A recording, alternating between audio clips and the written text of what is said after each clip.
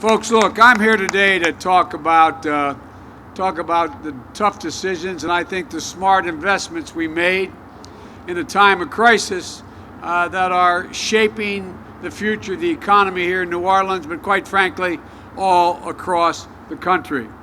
And that is, how did the Recovery Act actually help make this port more competitive and more efficient, and what does that mean not only for Louisiana but for the rest of the country?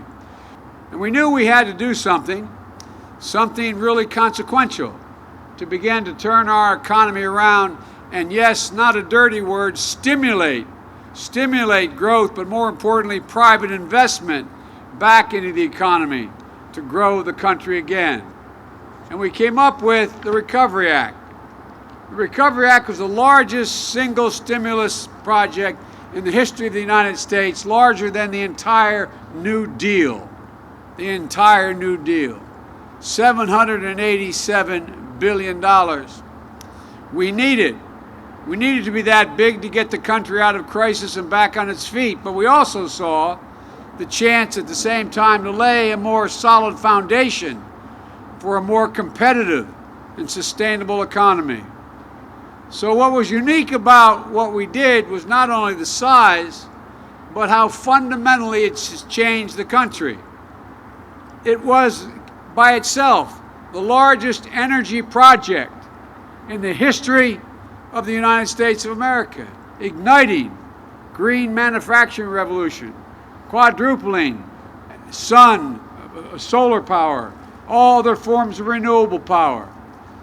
It, in fact, launched a data-driven school of reform, consequential changes in education, improvements that we've seen in this generation, graduating in minority communities at a higher rate of graduation than any time in the last 50 years.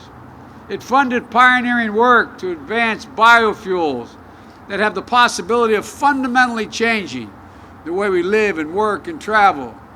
The short-term objective was to rescue the economy, but the long-term objective was to change the direction of the country and build a 21st century economy, as we had done at the turn of the 20th century, building a 20th century economy.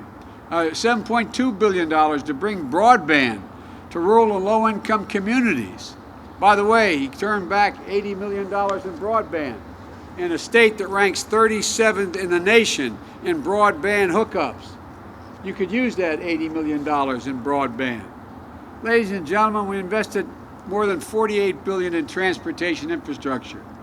We improved over 6,000 miles of rail, 350,000 miles of roads, 20,000 bridges repaired.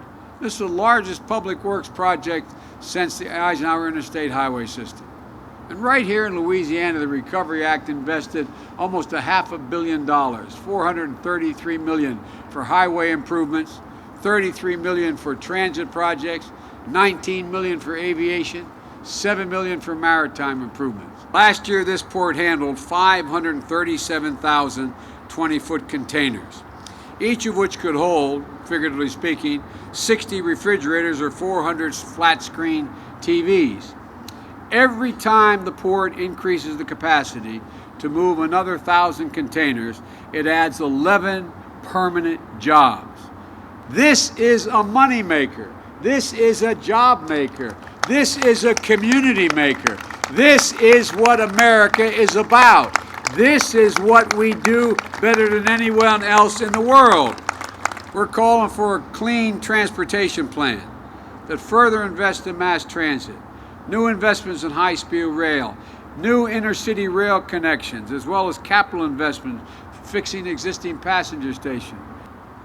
Mark Twain said of this great river, he said, "It's not a book to be read once and thrown aside, for it had a story to tell every single day." Ladies and gentlemen, it's still telling a story. It's a story about the industrial and agricultural might of this great country.